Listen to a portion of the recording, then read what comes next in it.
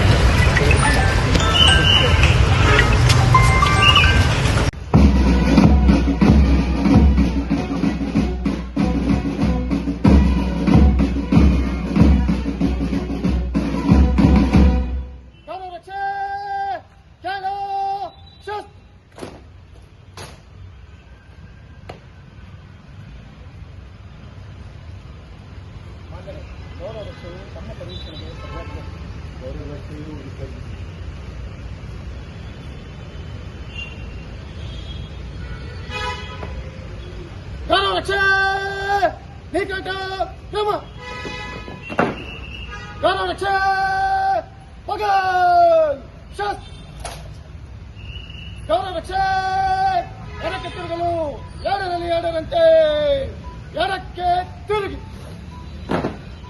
ಗೌರವರಕ್ಷೆ ಎರಡರಂತೆ ಬಲದಿಂದ ಶೀಘ್ರ ನಡೆ.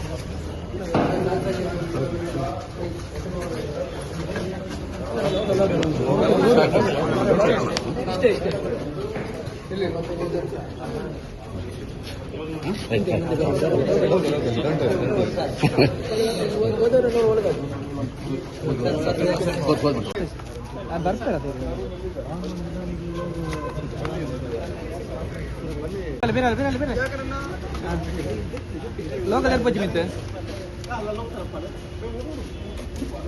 ಕಿರಣ್ ಬಿರಾಲಿ ಲೋಕಲ್ ಮಿತ್ವತ್ತೊಚ್ಚಿ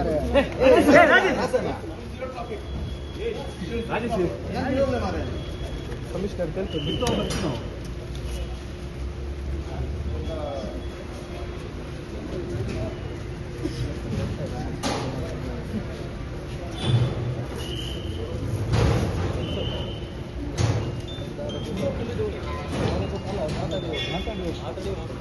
ಹಾಸ್ಟೆಲ್ ನಾವು ಟೂರ್ ಸೈಡ್ ಬೆಲೆಗೆ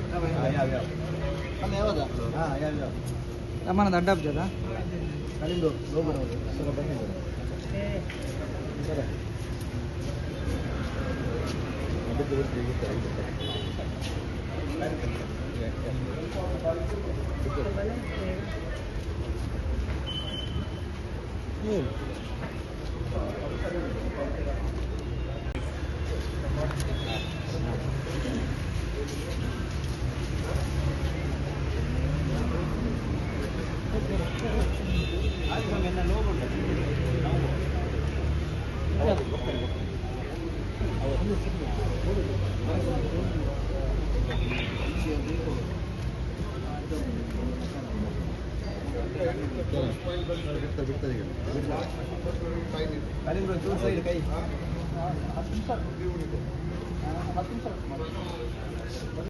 ಅದು ಇನ್ನೂವರೆಗೂ ವರ್ಕ್ ಮುಗಿಲಿಲ್ಲ. ಅದನ್ನು ನಾವು ಈಗ ಮುಡಿಪು ಕೂಡ ವಿಸಿಟ್ ನಾವು ಮಾಡ್ತಾ ಇದ್ವಿ. ಸ್ವಲ್ಪ ಅಲ್ಲಿ ಕೆಲಸ ಇನ್ನೂ ಪೂರ್ಣಗೊಳಿಸಲಿಲ್ಲ, ಇನ್ನೂ ಸ್ವಲ್ಪ ಕೆಲಸ ಆಗಬೇಕಾಗತ್ತೆ.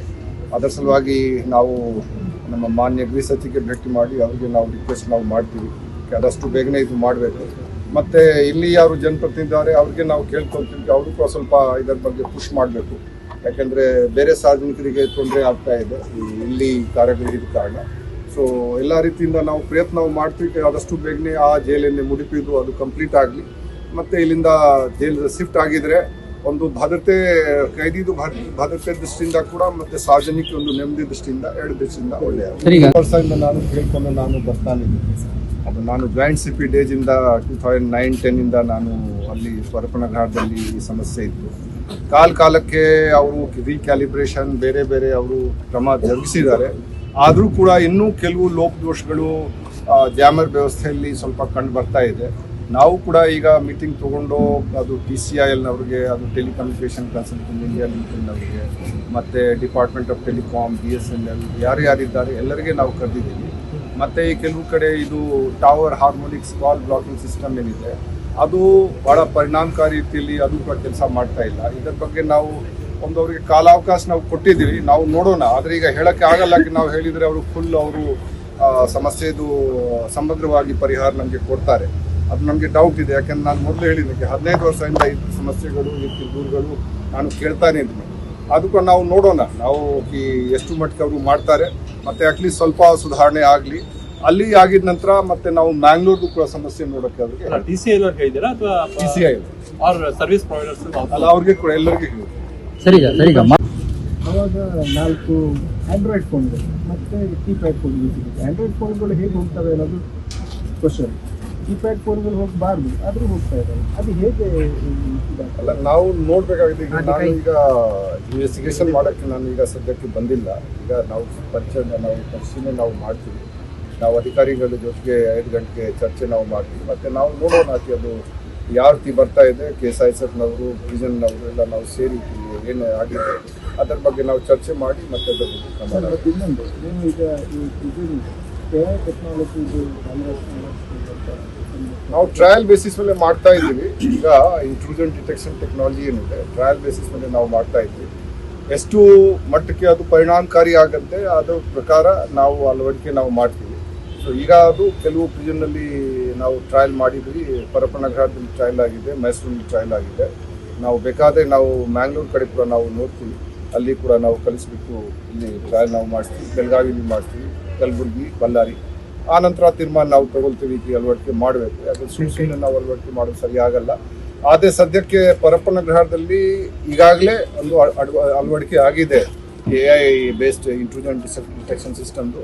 ಇನ್ನೂ ಪರಿಣಾಮಕಾರಿ ರೀತಿಯಲ್ಲಿ ಆ ಸಿಸ್ಟಮ್ ಕೆಲಸ ಮಾಡಲಿ, ಆ ನಿಟ್ಟಿನಲ್ಲಿ ನಾವು ಕೆಲಸ ಮಾಡ್ತೀವಿ. ಈಗ ಭೇಟಿ ಕೊಟ್ಟಿದ್ದೇನೆ, ಯಾಕಂದರೆ ನಾನು 11ನೇ ತಾರೀಕು ಚಾರ್ಜ್ ಕೊಟ್ಟಿದ್ದೆ. ಆ ನಂತರ ರಾಜ್ಯದಲ್ಲಿ ಇರುವಂಥ ಈಗ ನಮಗೆ 54 ಕಾರಾಗೃಹಗಳು ಇದೆ. ಎಲ್ಲ ಕಾರಾಗೃಹಗಳು ಸನೆ ನೋಡಬೇಕಾಗತ್ತೆ. ಆದರೆ ಮ್ಯಾಂಗ್ಳೂರ್ ಸ್ವಲ್ಪ ಮುಖ್ಯವಾಗಿ ಒಂದು ಕಾರಾಗೃಹ ಆಗಿರ್ತದೆ, ಅದಕ್ಕಾಗಿ ನಾವು ಬಂದಿದ್ದೀವಿ. ಮತ್ತು ಈಗಾಗಲೇ ಇಲ್ಲಿ ನಮ್ಮ ಕಮಿಷನರ್ ಅವರು ಮತ್ತು ಈ ಲೋಕಲ್ ನಮ್ಮ ಡೀಲರ್ಗಳು ಅವರು 2 ಸತಿಯಲ್ಲಿ ರೇಡ್ ಎಲ್ಲ ಮಾಡಿದ್ದಾರೆ. ಕೆಲವು ಕೈದಿಗಳು ಯಾರು ಒಳಗಡೆ ಸ್ವಲ್ಪ ಗಲಾಟೆ ಅವರು ಮಾಡಿದ್ದಾರೆ, ಅವರಿಗೆ ನಾವು ಬೇರೆ ಜನಕ್ಕೆ, ಕೆಲವು ಜನಕ್ಕೆ ಈಗಾಗಲೇ ಹಸ್ತಾಂತರಣ ಅವರು ಮಾಡಿದ್ದೀವಿ. ಕೆಲವು ಜನ ಇನ್ನೂ ಯಾರು ಇದ್ದಾರೆ ಅವ್ರಿಗೆ ಕೂಡ ನಾವು ಬೇರೆ ಜನಕ್ಕೆ ನಾವು ಕಲಿಸ್ತೀವಿ. ಯಾರು ತಮ್ಮ ದುಡ್ಡಿನ ಕೊರತೆ ಅಥವಾ ಬೇರೆ ಸಮಸ್ಯೆ ಸಲುವಾಗಿ ಜೈಲು ಒಳಗಡೆ ಇದ್ದಾರೆ ಅವರಿಗೆ ಜೈಲು ಹೊರಗಡೆ ಬರೋಕ್ಕೆ ನಾವು ಡಿಸ್ಟ್ರಿಕ್ಟ್ ಲೀಗಲ್ ಸರ್ವಿಸಸ್ ಅಥಾರಿಟಿ ಏನಿದೆ ಅವ್ರಿಗೆ ನಾವು ಸಂಪರ್ಕಿಸಿ ಅವ್ರಿಗೆ ಹೊರಗಡೆ ಅವ್ರಿಗೆ ಮಾಡೋಕ್ಕೆ ನಾವು ಪ್ರಯತ್ನ ನಾವು ಮಾಡ್ತೀವಿ. ಯಾರು ಒಳ್ಳೆ ನಡತೆಯಿಂದ ಇದ್ದಾರೆ ಅವ್ರಿಗೆ ನಾವು ಎಲ್ಲ ರೀತಿಯಿಂದ ಸಹಕಾರ ಕೊಡ್ತೀವಿ. ಯಾರು ಸರಿಯಾದ ನೀರಲ್ಲ ಅವ್ರ ಮೇಲೆ ಪ್ರಿಸನ್ ಆಕ್ಟ್ ಪ್ರಕಾರ ಅಥವಾ ಬೇರೆ ಬೇರೆ ಕಾನೂನು ರೀತಿಯಾಗಿ ಏನು ಅವ್ರ ಮೇಲೆ ಕ್ರಮ ಜರುಗಿಸಬೇಕು ಅದು ನಾವು. ಸರಿ, ಈ ಸರಣ್ ಬಸಪ್ಪ ಅವರು ತಮ್ಮ ಸ್ಟಾಫ್ ಅವರು ಇದು ಮಾಡಿದ್ರು. ಸೊ ರಾತ್ರಿ ಕೂಡ ಅವರಿಗೆ ಒಂದು ಮೊಬೈಲ್ ಫೋನ್ ಸಿಕ್ಕಿದೆ. ಕಾಲಕ್ಕೆ ಅವರು ಸರ್ಚ್ ಮಾಡ್ತಾ ಇರ್ತಾರೆ. ಮತ್ತೆ ನಾನು ಈಗಾಗಲೇ ನಮ್ಮ ಪೊಲೀಸ್ ಆಯುಕ್ತ ಅವರು, ಅವ್ರದ್ದು ಉಪಾಯುಕ್ತ DCP ಲಾ ಆ್ಯಂಡ್ ಆರ್ಡರ್ ಅಥವಾ DCP ಕ್ರೈಮ್ ಅಥವಾ ನಮ್ಮ SP ದಕ್ಷಿಣ ಕನ್ನಡದವರು ಅವರು ಕಾಲಕ್ಕೆ ಬರ್ತಾ ಇರ್ತಾರೆ. ಅವ್ರಿಗೆ ನೋಡ್ತಾರೆ. ಯಾಕಂದ್ರೆ ಅವ್ರದ್ದು ಕೈದಿಗಳು ಇವರು, ಅವ್ರಿಗೆ ಸ್ವಲ್ಪ ಕ್ರಿಮಿನಲ್ ಇಂಟೆಲಿಜೆನ್ಸ್ ಕೂಡ ಸಿಗುತ್ತೆ. ಮತ್ತೆ ಈಗ ನಾವು ಜೈಲ್ ಕಂಟ್ರೋಲ್ ಮಾಡಿದರೆ 60% ಲಾ ಆ್ಯಂಡ್ ಆರ್ಡರ್ ಮತ್ತೆ ಕ್ರೈಮ್ ಕಂಟ್ರೋಲ್ ಆಗುತ್ತೆ.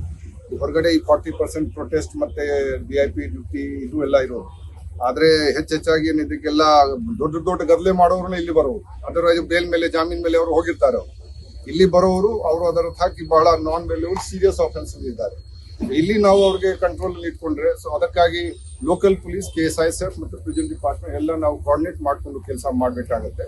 ಅವರು ಮಾಡ್ತಾ ಇದ್ದಾರೆ ಈಗಾಗಲೇ, ನಾವು ಇನ್ನೂ ಹೆಚ್ಚಿನ ರೀತಿಯಲ್ಲಿ ನಾವು ಮಾಡ್ತೀವಿ.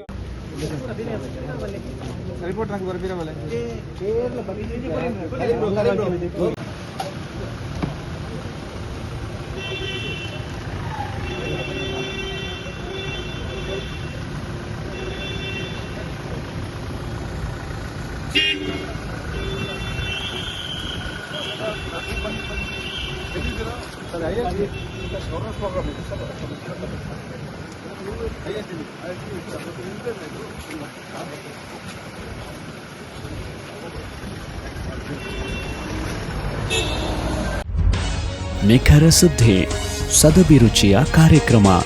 ನೀವು ನೋಡ್ತಾ ಇದ್ದೀರಾ ಕಹಳೆ ನ್ಯೂಸ್, ಸಮಾಜದ ಜಾಗೃತಿಗಾಗಿ ವಸ್ತುನಿಷ್ಠ ವರದಿ.